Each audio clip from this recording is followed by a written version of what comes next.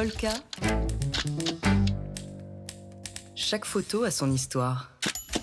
Et nous sommes en compagnie aujourd'hui d'Alain Genestar, le directeur de Polka Magazine. Alain, vous nous présentez aujourd'hui le nouveau Polka aux couleurs estivales. C'est Voilà. le numéro d'été. Faire un numéro d'été, ça nous arrive tous les ans. Et alors soit on choisit des sujets d'été, en général c'est des plages, c'est des maillots de bain.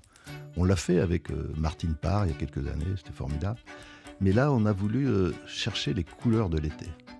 Un numéro en couleurs qui fasse été sans que ce soit des clichés.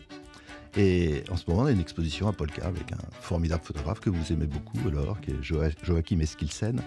Et il a fait un reportage sur Stagen. On a d'ailleurs envoyé Dimitri Beck qui a fait le texte. On dit Skagen, Oui. en danois. On dit Skien. Je précise, Ah, ben, oui, c'est bien. en danois. Donc à Skien, au Danemark. C'est un petit village de pêcheurs avec des couleurs fantastiques. Et ces couleurs, on les retrouve dès la couverture. Et dès la couverture, on voit qu'on est dans une ambiance particulière. Joachim, il fait pas du reportage. Quand il va dans un endroit, il se balade. Et c'est un poète. Il a d'ailleurs cette phrase qui explique vraiment qui il est.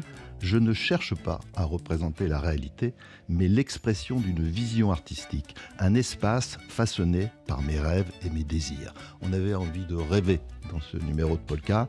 L'actualité parfois est assez dure. Là, on voulait du rêve. Et ce rêve, avec Eskilsen, on le complète avec le prince de la couleur, un type extraordinaire, un très grand photographe américain qui est Joel Meyerowitz.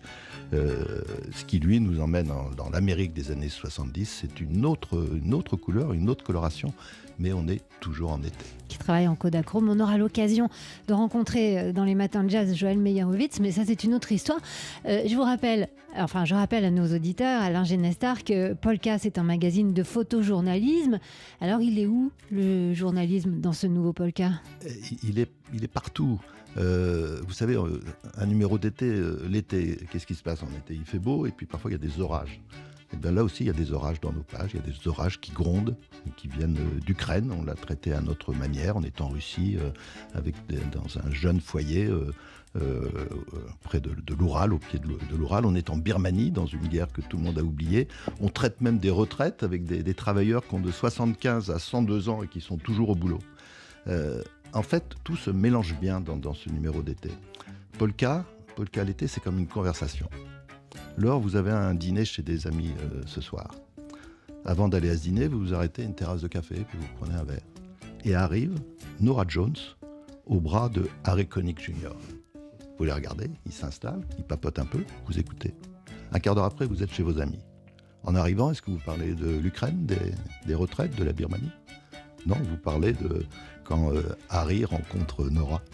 Et c'est toute une conversation. Et après, pendant le dîner, vous allez parler de l'Ukraine, vous allez parler des retraites.